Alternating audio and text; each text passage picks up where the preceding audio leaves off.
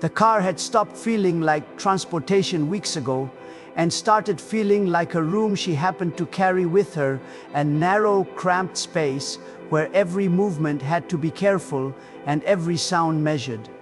Because even in sleep, she stayed half awake, listening for footsteps, engines, or voices that lingered too long. The black mother sat in the driver's seat long after the engine was turned off, forehead resting lightly against the steering wheel, breathing slow and controlled as the night air seeped through the cracks in the doors. The parking lot was quiet, but never truly empty. A place people passed through without thinking, never meant to hold someone overnight, yet here she was, packed at the far edge beneath a flickering street light that buzzed faintly like an insect that refused to die. She had chosen this spot deliberately, close enough to the store to feel visible, but far enough away not to draw attention, a balance she had learned through trial and error. Because invisibility could be just as dangerous as being seen. In the back seat, her child slept curled on their side, knees tucked toward their chest, a thin blanket pulled up to their chin. She had positioned the seat just right so her child could stretch out as much as possible, sacrificing her own comfort without thinking twice, because that instinct came as naturally as breathing. The windows were cracked just enough to keep the air from growing stale, but not enough to let the cold creep in fully, and she kept the jacket folded nearby in case the temperature dropped again. Every few minutes, her eyes drifted to the rearview mirror, checking the shadowed shapes behind her, making sure no one was standing too close, no car idling where it didn't belong. This was not fear in the way people imagined it, loud and panicked. It was quiet, practiced awareness, the kind that settled into your bones when safety became something you had to actively manage. She had promised herself she wouldn't cry tonight, not because tears were weak, but because they took energy she couldn't spare. Exhaustion pressed down on her shoulders, the kind that sleep didn't fix. A deep weariness born from carrying responsibility without rest, from days spent searching for solutions and nights spent calculating how to make it through until morning. She adjusted the mirror slightly so the streetlight didn't glare into her eyes and leaned back, finally allowing herself to close them for a moment. The smell of the car was familiar now, fabric cleaner mixed with fast food wrappers she hadn't thrown out yet because they still held crumbs her child might eat later. The scent of home reduced to whatever could fit inside a vehicle. The world outside the windows continued as if nothing had changed. A car pulled in and out of the lot quickly, someone running in for something and leaving again, tires crunching against gravel, and her body tensed automatically until the sound faded. She exhaled slowly, reminding herself they were okay for now, that she had made it through another day, without letting her child see how fragile things felt. She reached back and brushed her fingers lightly against the edge of the blanket, a grounding gesture that steadied her more than any deep breath could. Her child murmured in their sleep, shifting slightly, and she smiled despite herself, a small, tired smile that held both love and determination in equal measure. She thought about how strange it was that a car could become a bedroom, a kitchen, a safe space, and a source of constant anxiety all at once. The seatbelt buckle pressed into her hip, the steering wheel cold beneath her hands, the dashboard light blinking faintly because she hadn't fully shut it off yet. These were not things she ever imagined adapting to, yet adaptation had become second nature. Learning where to park without being questioned, how to explain away long stays if someone knocked on the window, how to wake instantly at the slightest sound. She checked her phone once more, battery low but still alive, scanning for messages that might change everything.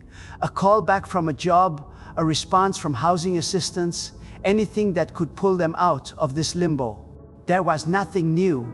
She locked the screen and placed the phone face down, choosing rest over worry for the moment.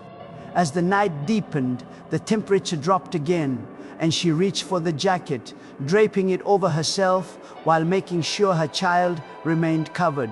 Her muscles ached from holding tension all day, but she welcomed the stillness, even if it was uneasy, because morning would come whether she was ready or not. She whispered a soft promise into the darkness, barely audible even to herself, that this was temporary, that she would find a way forward, that her child would not remember this as the moment they were unsafe, but as the moment things began to change. The streetlight flickered again, casting long shadows across the parking lot, and somewhere in the distance, an engine revved before disappearing down the road. She closed her eyes fully now, allowing sleep to claim her in fragments, trusting instinct to wake her if it needed to. The car rocked slightly as the night wind picked up a gentle motion that almost felt like reassurance, and beneath the hum of the world moving on, she drifted into a shallow rest, unaware that dawn would bring something she never expected.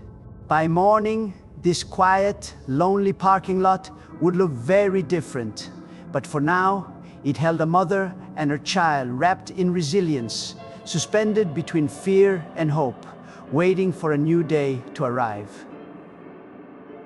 2. How she lost everything wasn't a single moment or mistake. It was a slow unraveling that began long before the car became a bedroom, before she learned how to sleep sitting up and listen through half dreams for danger. She had worked steadily for years, never rich but never worried either, holding a job that paid enough to keep rent covered and food in the fridge, enough to build a life that felt stable even if it was modest. Then hours were cut without warning, justified as temporary, and when temporary stretched into months, the math stopped working. She picked up extra shifts where she could, juggled childcare favors, sold things she once thought she'd keep forever, all while telling herself it would turn around soon, because it always had before. But this time, the ground kept giving way beneath her feet, and every solution seemed to arrive too late or demand more than she had left to give. Rent climbed while wages stayed still, and when she finally fell behind, the notices came quickly. Impersonal letters printed in bold type that didn't care about explanations or effort. She tried to negotiate, tried to catch up, but one missed payment turned into 2, then 3, and suddenly the place she had called home for years belonged to someone else's ledger. The day she packed up what she could fit into her car, she moved with a strange calm, folding clothes carefully, choosing what mattered most, what could not be replaced. Her child watched quietly, asking when they were coming back, and she answered with a smile that didn't reach her eyes, promising it would just be for a little while, that they were going on an adventure. She hated herself for how easily that lie slipped out, but she hated the truth more. Shelters were mentioned often by well-meaning people, offered like a simple solution, but she knew better than to assume safety came automatically with a roof. She had called around, listened to recorded messages listing full capacities and wait lists, learned which places separated families and which ones had rules that made keeping her child close impossible. She had heard stories, first-hand and second-hand, of theft, harassment, nights that felt just as dangerous as sleeping in a car, and she weighed every option with the same question in mind: where would her child be safest? Again and again, the answer led her back to the driver's seat, to parking lots chosen carefully, to nights spent calculating risk instead of resting. There was also pride involved, though she rarely admitted it even to herself, a deep resistance to being seen as someone who needed saving, because she had spent her life being capable, being the one others leaned on. Asking for help felt like failure, and when she did reach out, the process was slow, layered with forms, interviews, and requirements that assumed stability she no longer had. Each appointment meant time off work. She couldn't afford gas. She had to ration childcare arrangements.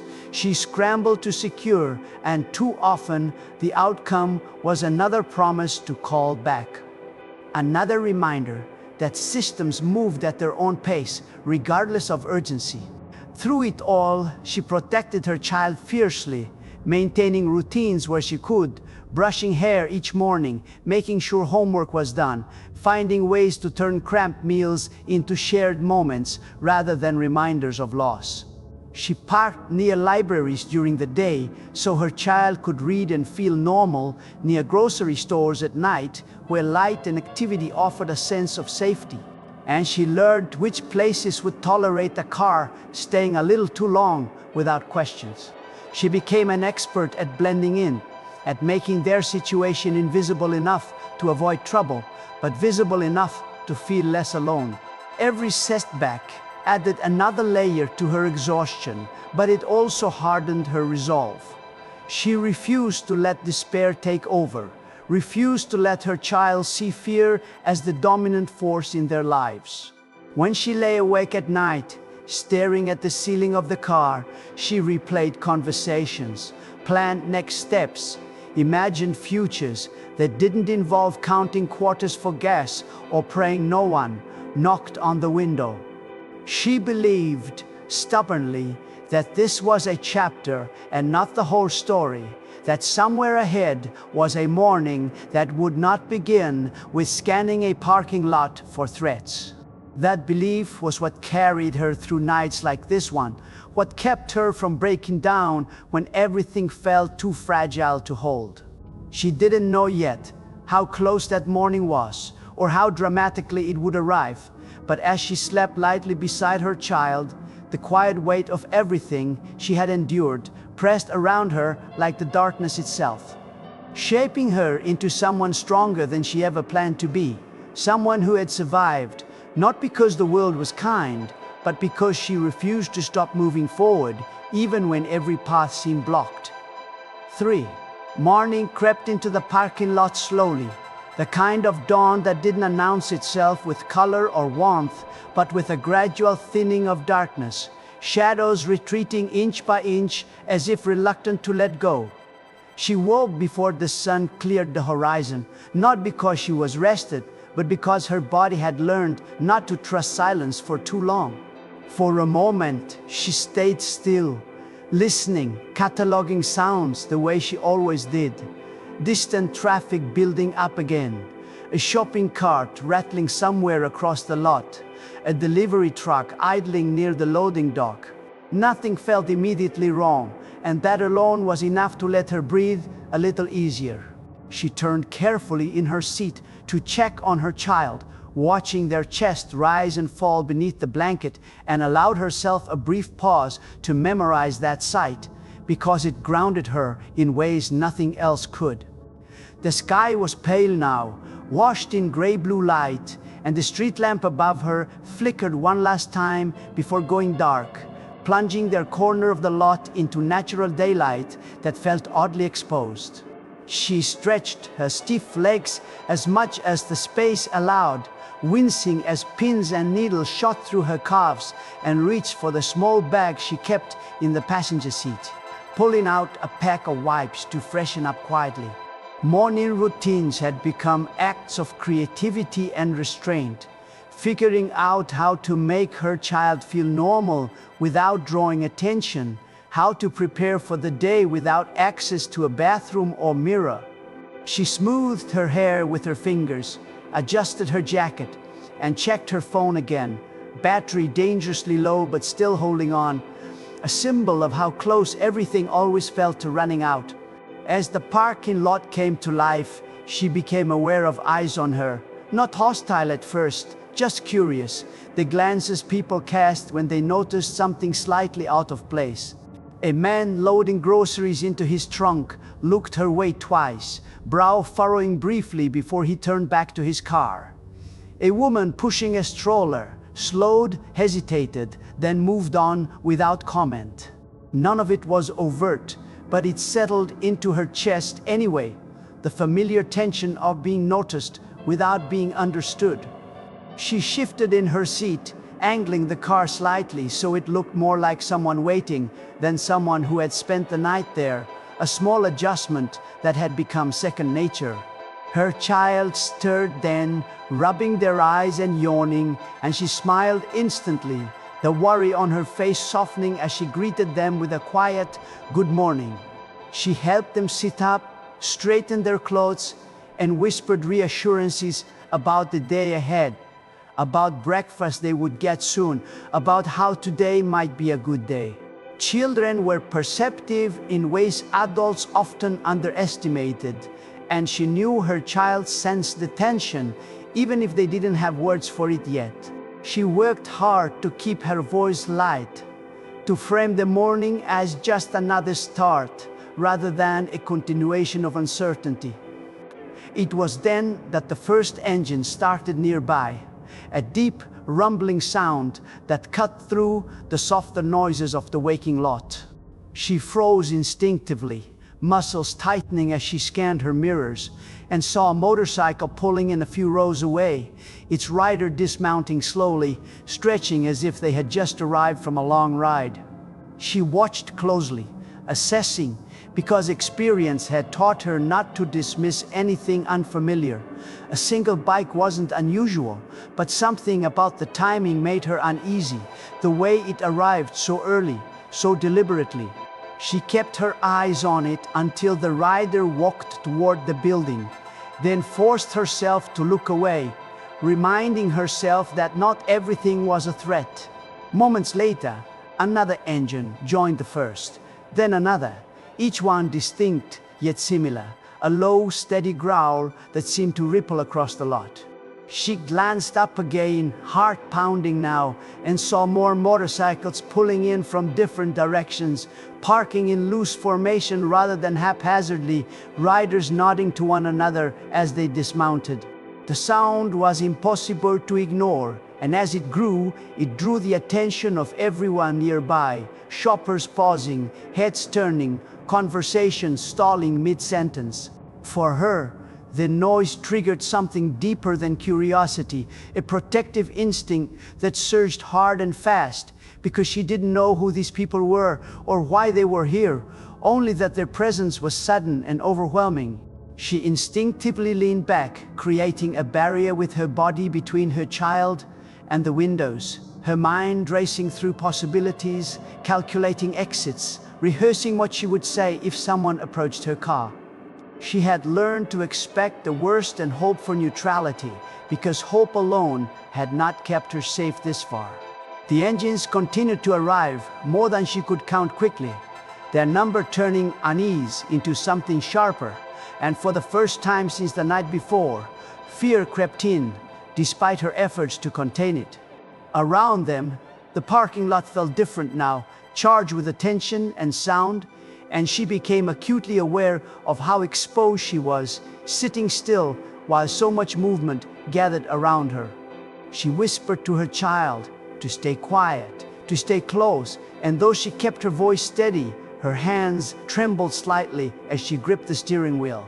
She had no idea yet why these bikers were here or what they intended, only that the morning she had hoped would pass quietly was unfolding into something she could not control.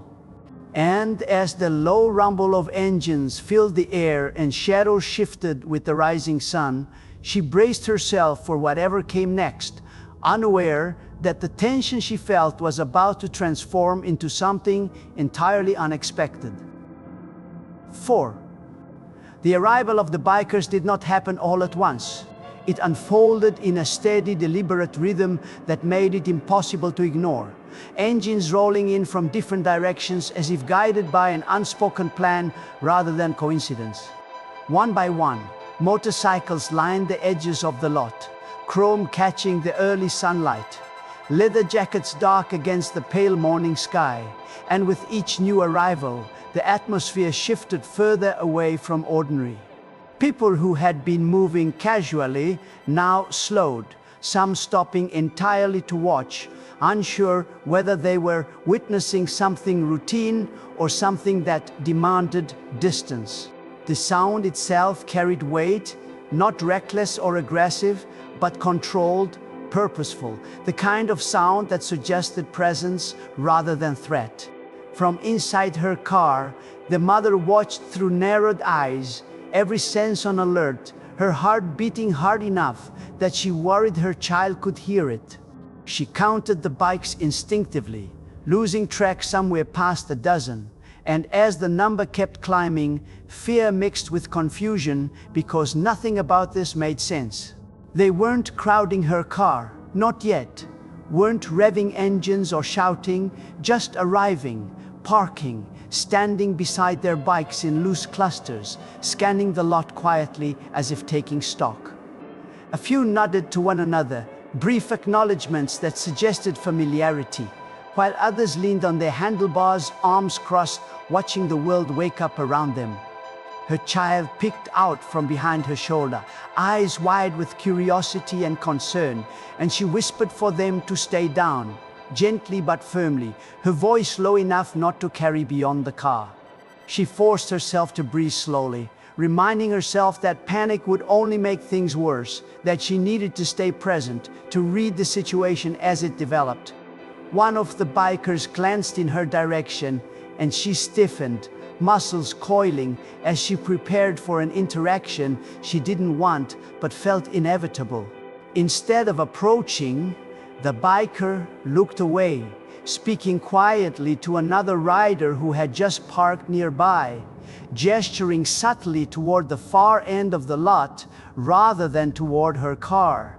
That small detail confused her more than anything else because it didn't fit the pattern she had learned to expect. As more bikes arrived, something else became clear. Their positioning wasn't random. They were spacing themselves out, forming a loose perimeter rather than clustering together, standing in places that created lines of sight across the lot. She noticed how no one blocked her car in, how the lanes remained clear, how there was always an open path behind her should she need to leave. The realization unsettled her in a different way because it suggested intention without explanation, and intention without explanation was hard to interpret. She tightened her grip on the steering wheel, eyes darting between mirrors, watching as the perimeter slowly took shape around her without ever closing in. Other people in the lot began to react as well. A man walking toward the store hesitated, then changed direction slightly, giving the bikes a wider berth. A woman loading groceries paused to watch, phone halfway out of her pocket, as if considering whether to record or call someone. Whispers traveled in short bursts, curiosity mixing with caution, but no one spoke loudly enough to break the strange calm that had settled over the scene. The bikers themselves remained quiet, their presence heavy but restrained, like a held breath. One rider finally broke away from the edge of the lot, walking slowly toward her car with his hands visible, palms open, his movements deliberate in a way that was meant to be read as non-threatening. Her pulse spiked instantly, every instinct screaming to lock the doors, to start the engine, to leave while she still could, but something in his posture gave her pause. He stopped several feet away, not crowding her window, not bending down to peer inside, simply standing there as if waiting for permission. When he spoke, his voice was calm, steady, and carried no hint of accusation or authority. And he asked a simple question, whether she and her child were okay. She didn't answer right away. Years of experience told her that questions often came with expectations, with judgment, with consequences she couldn't afford. She studied his face carefully, looking for signs of threat, of impatience, of something hidden beneath the surface. But what she saw instead was concern held in check, respect for distance, and awareness that this moment wasn't about him. Her child shifted beside her, whispering a question she couldn't quite hear, and she raised a hand gently to quiet them, still watching the man outside her window. The silence stretched for a few seconds that felt much longer, and around them, the bikers remained still, eyes on the wider lot, rather than on her directly, creating a sense of space rather than pressure. Finally, she spoke, her voice guarded but steady, answering that they were okay, that they were just resting before heading out. The biker nodded, accepting her words without challenge, and said they were part of a group that looked out for people on the road, that they had noticed her car earlier and wanted to make sure no one was bothering her. He didn't ask why she was there, didn't ask where she was going, didn't ask anything that would force her to explain her situation. That restraint hit her harder than suspicion ever could have, because it was so unexpected. He took a step back after speaking, increasing the distance rather than closing it, and returned to his bike without another word. As he walked away, another engine rumbled to life briefly, then shut off, the sound echoing through the lot like punctuation at the end of a sentence. She sat there, stunned, heart still racing, but now tangled with something else she hadn't felt in a long time, the faintest edge of relief mixed with disbelief. The bikers continued to arrive, their numbers growing beyond anything she had imagined, yet their behavior remained consistent, quiet, controlled, protective, without being possessive. Slowly, the pattern became undeniable. They weren't there by accident. They weren't there for the store. They were there for her. And as that realization settled in, the fear she had been holding on to loosened its grip just enough to let a different emotion surface, one she hadn't allowed herself to feel in weeks. The cautious hope that this morning might not turn against her after all. 5. The moment threat became real did not announce itself with raised voices or sudden movement. It arrived quietly, slipping into the parking lot disguised as something ordinary, the way danger so often did. A dark sedan rolled in from the street and slowed near the far end of the lot, its engine idling longer than necessary, windows tinted just enough to hide whoever sat inside. At first, it didn't seem out of place. Cars came and went all the time, but one of the bikers noticed the hesitation, the way the vehicle lingered without purpose, and subtly shifted his position to get a clearer view.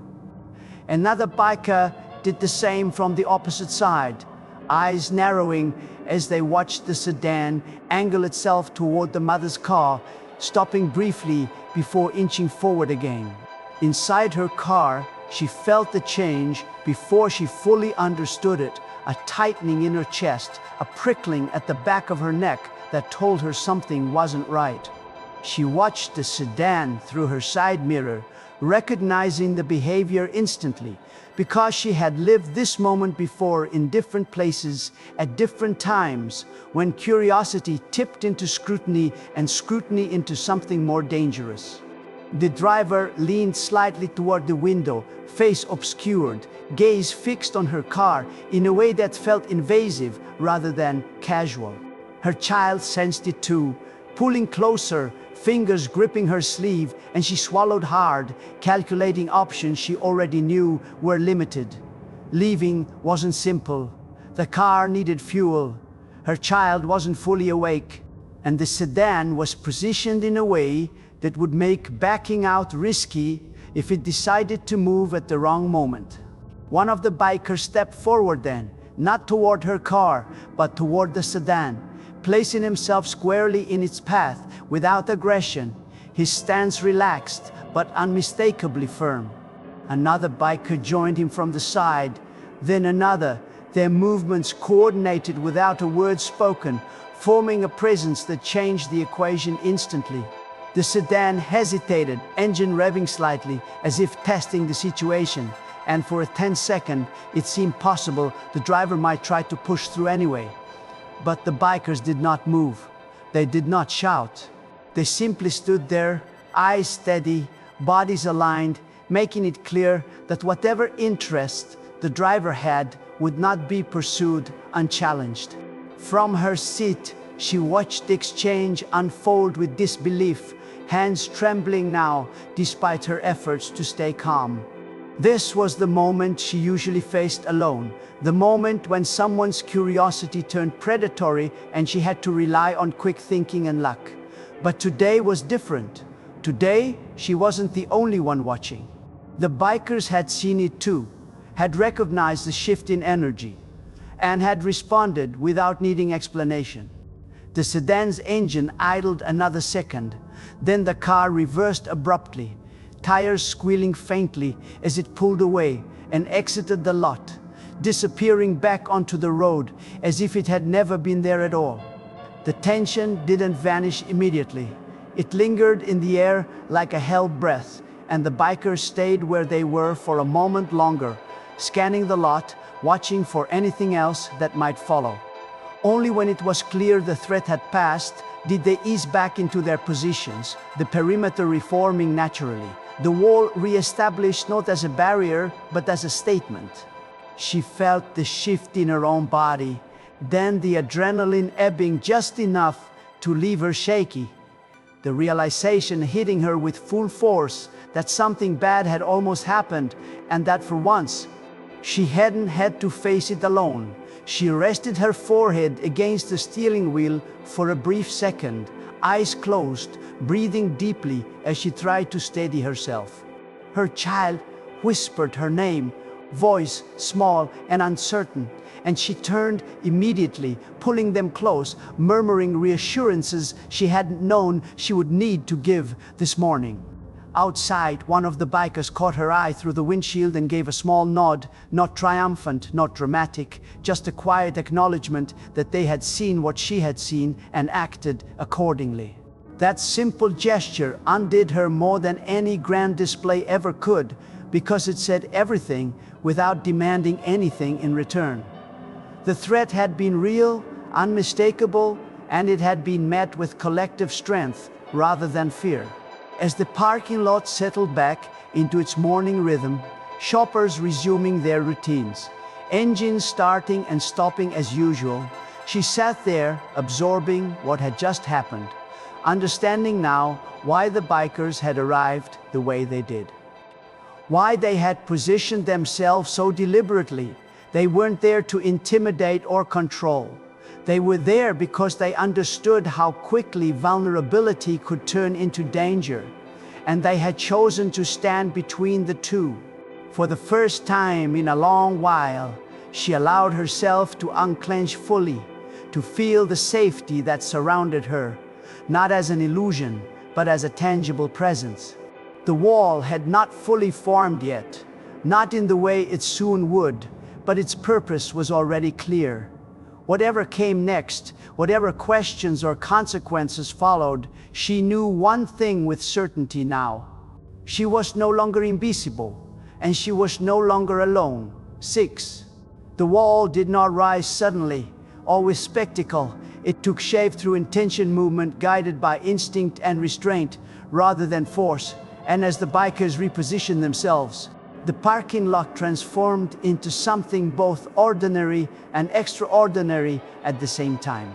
One by one, motorcycles were rolled forward and angled just enough to create a broad arc around her car, engines off, kickstands down, bodies stepping into place with a quiet precision that spoke of experience rather than rehearsal. There was no shouting, no display meant to draw attention, only the solid presence of people choosing to stand where they were needed most. From her seat, she watched the formation settle the space around her vehicle, filling not with pressure, but with protection. A living barrier that made it clear, without a single word, that whatever had almost happened would not be allowed to happen now. As more riders arrived, their numbers growing until they seemed to stretch endlessly across the lot, the wall thickened, 200 strong by the time the last bikes parked, each person finding a place without disrupting the whole. They stood shoulder to shoulder with enough distance to move if needed, eyes outward, scanning the world rather than focusing on her, a detail she noticed immediately because it mattered. They were not surrounding her to watch her, to judge her, or to question her presence. They were surrounding her to watch everything else. The effect was immediate and unmistakable. The parking lot, once a place of exposure, became a buffer, a boundary defined not by fear, but by resolve. She felt it in her body before her mind fully caught up, the way her shoulders dropped, how her grip on the steering wheel loosened, how the constant buzzing of vigilance that had lived beneath her skin for weeks began to quiet. Tears stung her eyes unexpectedly, not from panic, but from the sudden release of tension she had been carrying without realizing how heavy it had become. She blinked them back quickly, not wanting her child to see her break down, but her child had already noticed the change, lifting their head to look out the window with curiosity rather than fear. She followed their gaze, seeing row after row of bikers standing calmly, some with arms crossed, some resting hands on handlebars, all of them facing outward like sentinels. One of the bikers nearest her car spoke again, his voice low and measured, explaining simply that they would be staying for a while, that she didn't need to worry about anyone approaching her vehicle, that she could take her time. He didn't ask what she planned to do next or where she was headed, didn't offer advice or solutions she hadn't requested. He just stated what was happening now, grounding the moment in clarity rather than uncertainty. She nodded, unable to find words that felt adequate, and he stepped back into place, rejoining the line without another glance. Around them, the world adjusted to this new reality. People walking through the lot slowed, some stopping outright, trying to understand what they were seeing, while others gave the area a wide berth, instinctively recognizing that this was not a spectacle to intrude upon. Whispers rippled through the air, phones came out briefly and then were lowered again, the unspoken understanding spreading that this was not entertainment, but protection in action. No one challenged it. No one tested the boundary. The presence of 200 individuals standing quietly with shared purpose made the message clear enough on its own. Inside the car, she finally allowed herself to sit back fully, releasing a breath she felt like she had been holding for months. She adjusted the mirror again, not to watch for threats this time, but to take in the scene unfolding around her, committing it to memory, so she would never forget what safety felt like when it was offered without condition. Her child leaned closer to the window now, eyes wide, not with fear but with wonder, whispering a question about who all the people were. She answered softly, choosing her words carefully, saying they were friends, even if she didn't know their names, because friendship, she realized, could look like this too, like strangers choosing to stand together for someone they had just met. The wall held steady as minutes passed, then longer, the morning sun climbing higher, warming the asphalt beneath their boots, glinting off metal and leather. No one left their position, no one grew restless. It was as if time itself slowed to accommodate the space they were creating, a pause in the usual rush that allowed something human and powerful to exist in full view. She watched as one biker quietly handed a bottle of water to another, small acts of care rippling through the line, reinforcing that this was not about dominance or display, but about endurance and solidarity. For the first time since her life had begun to unravel, she felt truly shielded, not because the world had suddenly become kind, but because people had chosen kindness anyway. The wall around her was not a cage, not a spectacle, not a question mark. It was an answer, firm and unwavering, to a reality she had been navigating alone for too long. And as she sat there in her car, sunlight filling the space where fear had lived, she understood that this moment, this quiet collective act of protection, was something she would carry with her long after the bikers eventually dispersed. A reminder that even in the hardest moments, humanity could still rise up and stand guard when it mattered most. The story spread without anyone intending it to, carried on whispers and glances, on the quiet urgency of people noticing something out of the ordinary and feeling compelled to understand it. Shoppers paused at the edges of the lot, watching the line of bikers standing firm and silent, their curiosity tempered by an instinctive respect for the boundary being held. A few asked store employees what was happening, voices low, careful not to intrude, and though no one offered a detailed explanation, the truth traveled anyway, simplified and softened as it moved from person to person. There was a woman sleeping in her car. She had a child. The bikers were making sure she was safe. That was all most people needed to know. Phones came out briefly, then slipped back into pockets as people sensed this wasn't something to capture or broadcast for spectacle. Instead, messages were sent privately, text to friends and family, short calls that began with disbelief and ended with quiet admiration. Someone mentioned it to a security guard who approached, assessed the scene, and chose not to intervene, recognizing a calm order that required no disruption.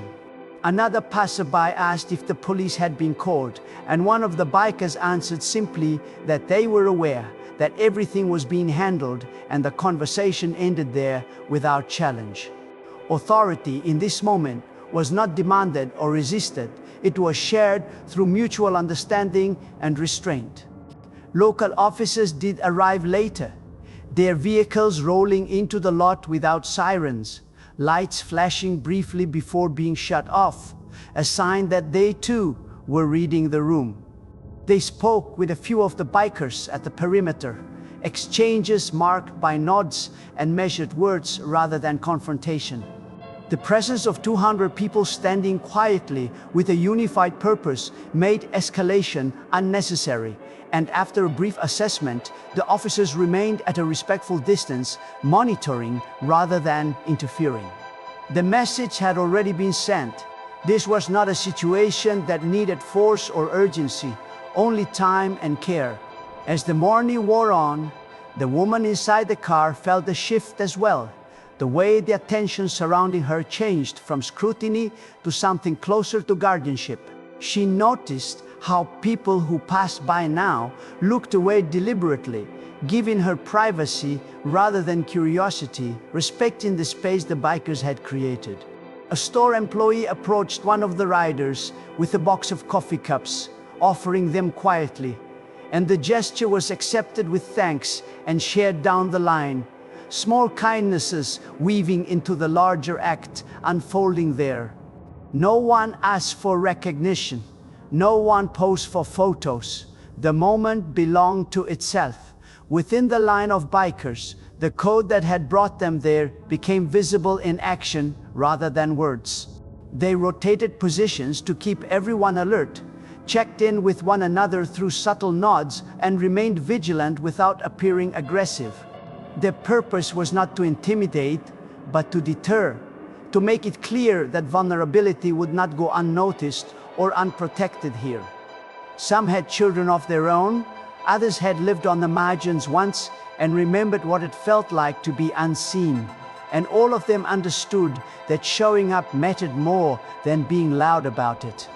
The woman watched these interactions through her windshield, absorbing the way people moved around her now, the difference between being exposed and being shielded.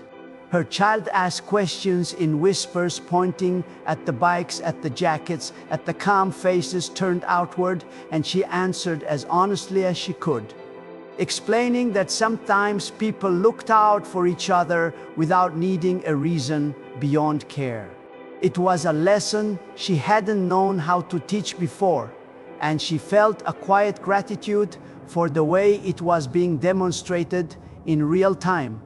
As word continued to travel beyond the parking lot, more bikers arrived, not to crowd the space, but to reinforce it, taking positions further out, extending the wall in subtle ways that ensured nothing slipped through unnoticed.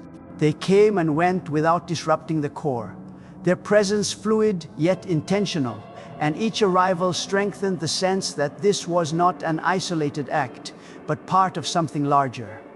a network of people willing to stand between danger and those who couldn't stand alone in that moment.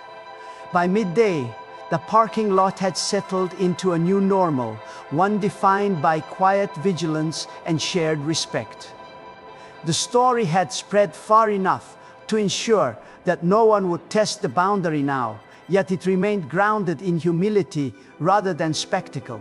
For the woman in the car, the hours passed differently than they had in weeks, marked not by constant scanning for threats, but by moments of stillness, of watching the world move around her, while she remained for once protected rather than exposed. The wall held not because it was impenetrable, but because it was built on intention and care, and as the sun climbed higher, casting long shadows that shifted but never broke the line, it became clear that this morning had grown into something far greater than anyone had planned, a collective refusal to look away, a living answer to vulnerability that would ripple outward long after the bikers eventually rode on. 8. When she finally stepped out of the car, it felt like crossing an invisible line she hadn't realized she'd been standing behind for weeks, a threshold between survival and something that felt closer to being seen. She moved slowly at first, one hand resting on the door as if the ground beyond it might shift beneath her feet, the other reaching back instinctively toward her child, who followed close, eyes wide and curious. The air outside felt different, warmer somehow, even though the sun was only beginning to crest its highest point. And as she stood upright, stretching muscles that had grown stiff from too many nights spent folded into that seat, she realized how long it had been since she had allowed herself to take up space without fear. The bikers nearest her car noticed immediately, their posture changing subtly, not in alarm but in accommodation, stepping back just enough to widen the opening without breaking the wall that had been built. No one rushed her, no one stared.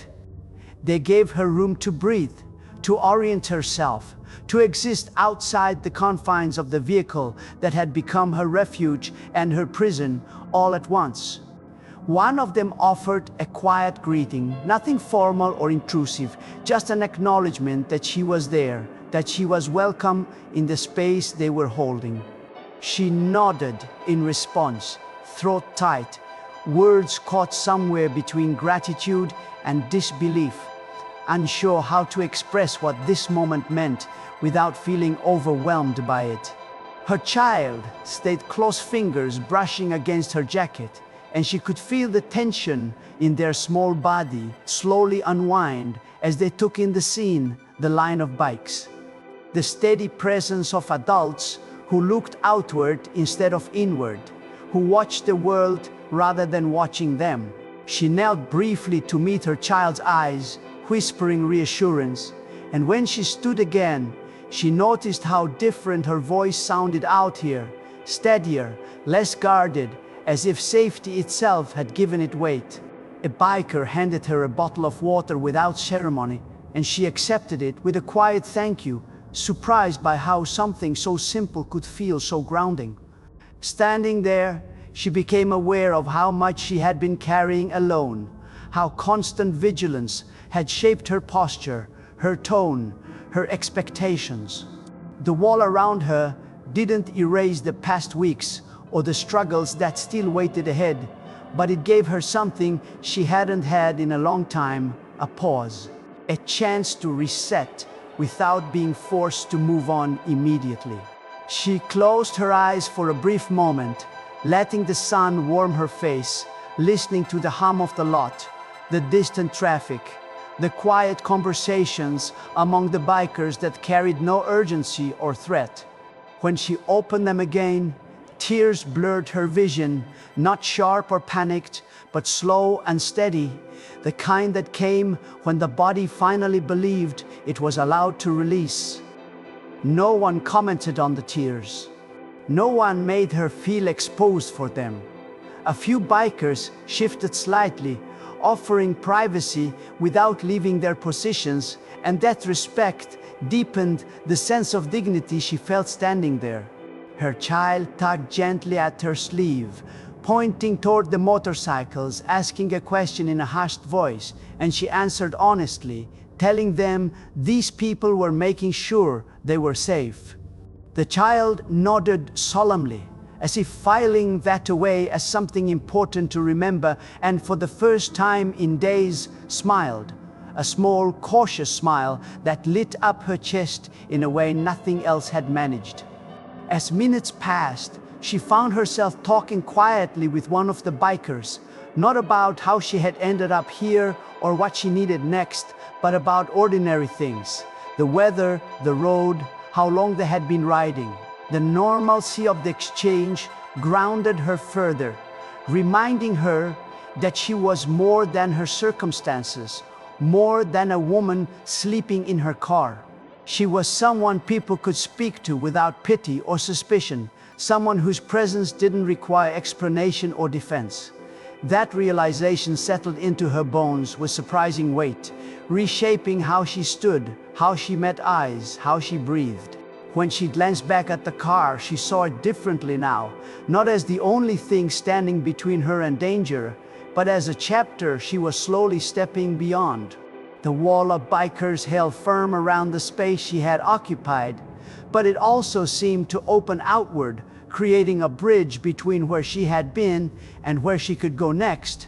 She didn't know yet what the rest of the day would bring, whether help would follow or decisions would need to be made. But for this moment, standing in the sunlight with her child beside her, she allowed herself to believe that forward was possible. The act of stepping out of the car was small in the grand scheme of things, just a few feet from one place to another, yet it carried the weight of transformation. A physical movement that mirrored something shifting inside her. She had been protected while unseen for too long, surviving by staying quiet and small. Now, surrounded by a wall built not to trap her, but to guard her, she stood openly, fully present, and for the first time in weeks, she felt not just safe, but supported. A feeling that lingered in the air long after the immediate tension had faded, marking the beginning of a different kind of morning. 9. What happened beyond that single morning did not arrive in the form of miracles or instant solutions, but in steady, deliberate steps that built on the safety that had been created rather than replacing it. Once she had stepped out of the car and the immediate tension had eased, conversations began quietly at the edges of the wall, not rushed, not overwhelming, guided by respect for her pace rather than anyone else's urgency. One biker spoke with a local outreach coordinator he knew personally, explaining the situation without embellishment, emphasizing the presence of a child and the need for stability rather than temporary fixes. Another made a call to a housing advocate who specialized in emergency placements for families, someone who understood how quickly opportunity could be lost if timing was wrong. These weren't strangers scrambling for answers. They were people who had built networks precisely for moments like this, moments when safety had to come first and logistics could follow. She listened from a short distance away, not feeling cornered or pressured to engage, but aware now that options were being discussed in her presence rather than about her. When she was asked questions, they were framed carefully, offering choice rather than assumption, asking what she needed most in that moment, what felt safest, what she wanted for her child before anything else. That shift alone mattered deeply, because it returned agency to her in a situation where she had lost so much control. She answered honestly, admitting that rest mattered, that food mattered, that knowing where they would sleep that night mattered more than long-term plans. She didn't have the energy to outline yet. No one judged the simplicity of her needs. They were treated as urgent and valid. Within the hour, Tangible changes began to take shape. A nearby community center agreed to open early, offering a private space where she and her child could wash up, eat, and rest without the pressure of crowds or questions. A volunteer from a local nonprofit arrived quietly, introduced herself, and explained what support could look like over the next few days, emphasizing that nothing was permanent unless she wanted it to be. The bikers remained in place throughout these conversations, not hovering, not intruding, but holding the space steady, ensuring she never felt rushed or exposed while decisions were made. The wall had become more than protection. It had become time, buying her the ability to think clearly without fear, pressing in from all sides. As she prepared to leave the parking lot for the first time that day, not to flee but to transition, she felt a mix of gratitude and apprehension, because moving forward always carried uncertainty. One of the bikers walked her to her car, not to escort or oversee, but simply to stand nearby while she gathered the few belongings, ensuring the moment stayed calm. Her child climbed into the seat with more ease than before, clutching a small bag that held everything they needed for the next few hours. And when she closed the door, she paused, turning back toward the group gathered behind her. Words still felt inadequate, but she found a way to speak anyway, thanking them for what they had done, for how they had done it, for seeing her when she felt invisible. The response was immediate but understated. Nods, gentle smiles, a few quiet reassurances that she hadn't been a burden, that this was what community looked like when it worked the way it should. No one promised to fix everything. No one framed the morning as a rescue that ended her struggle. Instead, they spoke of support continuing in ways she could choose, of check-ins, of connections she could follow when she was ready. That honesty grounded her more than grand promises ever could, because it acknowledged reality without diminishing hope. As she drove away, the wall slowly dissolved behind her, bikes rolling back, riders dispersing in pairs or small groups, their presence receding without fanfare. Yet the impact remained, not only for her, but for everyone who had witnessed it. People who had stood on the edges of the lot returned to their routines, carrying something new, a reminder of what collective care looked like when it was practiced quietly and intentionally. For her, the road ahead still held challenges, but it no longer felt like a lonely stretch she had to navigate entirely on her own. Later that day, as she and her child rested in a place that felt briefly like home, she replayed the morning in her mind, the sound of engines, the line of people standing between her and danger. The moment she stepped into sunlight without fear, she understood that the bikers had not solved her life, but they had shifted its direction, creating a pause that allowed help to reach her in a way she could accept. Beyond one morning, beyond one parking lot, that pause became a turning point, not because everything changed at once, but because enough changed to make continuing possible. 10. Why they did it was never explained in a single speech or statement, because for the bikers, the reasons were layered, personal, and deeply rooted in experiences that didn't need justification to feel real. When asked later, some would shrug and say it was just the right thing to do, while others would speak about moments in their own lives when someone had shown up unexpectedly and changed everything. Many of them had known hardship in forms that didn't always leave visible marks, times when they had been overlooked, judged, or pushed to the edges, and those memories lived close to the surface even when years had passed. Standing in that parking lot wasn't about making a point or proving anything. It was about recognizing vulnerability and refusing to look away from it, because they understood how quickly indifference could turn dangerous. There was also a code among them, one that didn't exist on paper, but was understood all the same, a belief that strength meant protection, not intimidation, and that presence carried responsibility. For some, that code had been shaped by years of riding together, trusting one another with their lives on long stretches of road where a single mistake could cost everything. For others, it came from being parents, from knowing what it felt like to look at a child and understand that safety was not optional or negotiable. When they saw a mother doing everything she could to shield her child with the few resources she had left, something clicked collectively, a recognition that this was not a situation to debate or analyze endlessly, but one to respond to with immediacy and care. They didn't talk about race that morning, not because it didn't matter, but because they understood how quickly the world already did that for her. They saw a black woman who had been carrying more than her share, navigating systems that often failed quietly and without apology, and they chose to stand between her and a reality that too often punished vulnerability. That choice wasn't performative, it was deliberate. It was about countering a pattern they had witnessed too many times, where fear dictated outcomes and silence allowed harm to unfold unchecked. Forming that wall was their way of saying that this space, for this moment, would not follow those rules.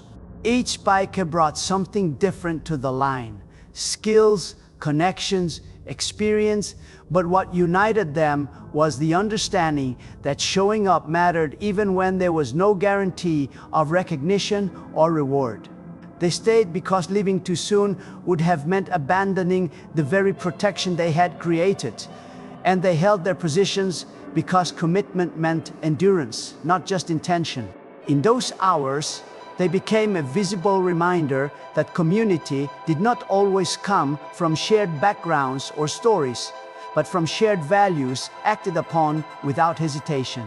As the morning wore on and the wall eventually dissolved, none of them framed what they had done as extraordinary.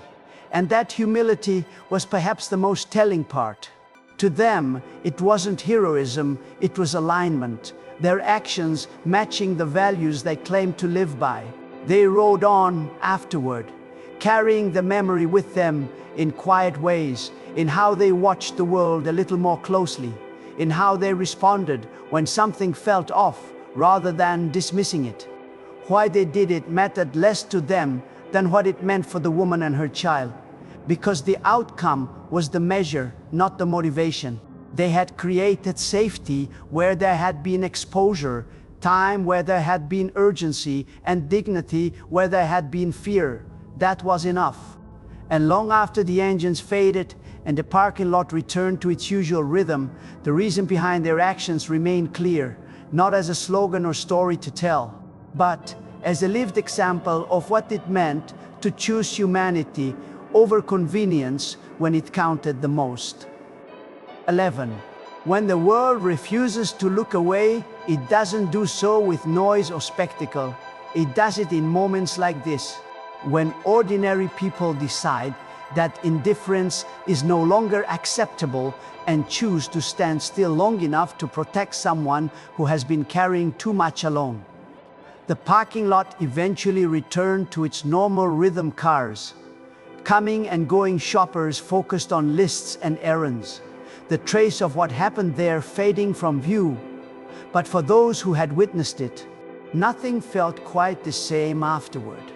The mother carried the memory with her into the next chapters of her life, not as a story of rescue, but as proof that dignity could be preserved even in the hardest circumstances, that safety could arrive without judgment, and that asking nothing in return did not make help weaker, it made it stronger.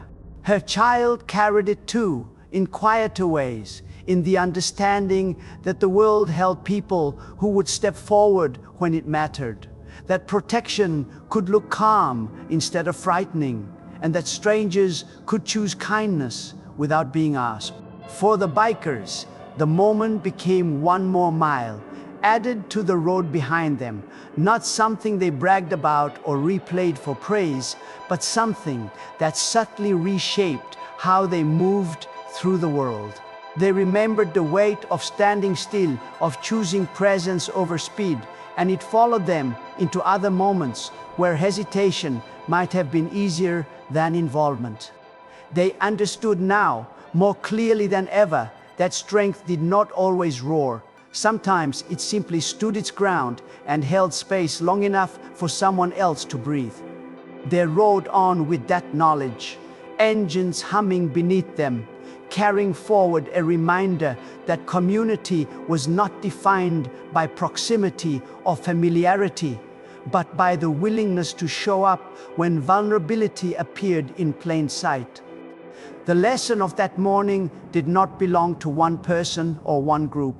It belonged to everyone who heard about it later and felt something shift inside themselves, a recognition that looking away was a choice, and that choosing otherwise could change the direction of someone's life. In a world that often moved too fast to notice quiet suffering, the wall formed around that car became a symbol, not of force, but of refusal. A refusal to let fear dictate outcomes. A refusal to let vulnerability stand unguarded. It showed that humanity did not require permission or perfect circumstances, only attention and the courage to act when something felt wrong.